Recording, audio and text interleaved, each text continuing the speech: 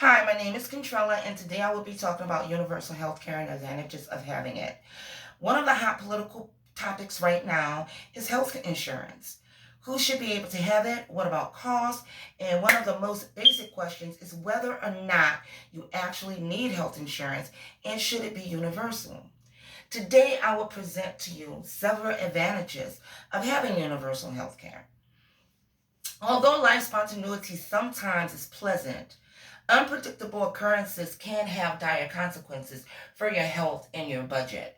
Whether it's an illness you didn't expect or an accident that wasn't supposed to happen, health insurance needs to be in place before you need it, and the best way to do this is by offering universal health care coverage for all.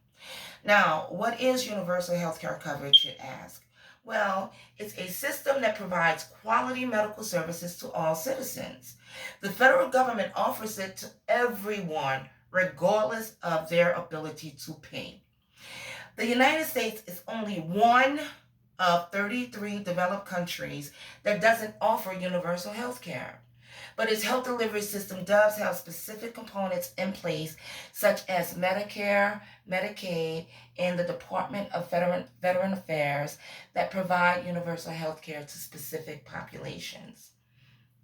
Now, some of the advantages that I found of offering citizens universal health care includes, but are not limited to, the lowering of overall healthcare costs, which the government will control the prices through negotiation and regulations. It will lower administrative costs, where doctors only deal with one government agency instead of spending as much as 4 times that of Canadian doctors when dealing with health insurance companies. It forces hospitals and doctors to provide the same standard of service at a lower cost. In a competitive environment like the United States, healthcare providers must also focus on profit.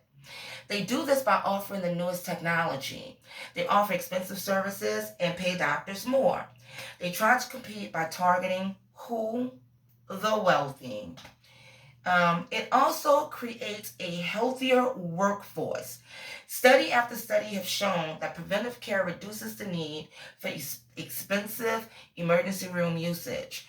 Without access to preventive care, up to 46% of emergency room patients went because they had no other place to go. They use the emergency room as their primary care physicians.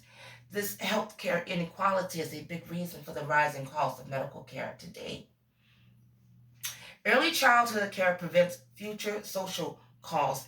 Is one of the biggest advantages that universal health care coverage gives to us.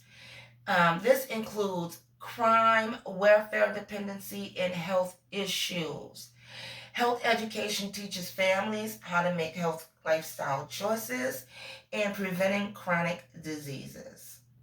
So, the bottom line here is that for universal health care to work, everyone, including healthy people, must pay premiums or additional taxes to fund the health care program. This funds a security health blanket for all citizens. Ideally, with a healthcare system under government regulation, everyone will have access to quality treatments at lower costs.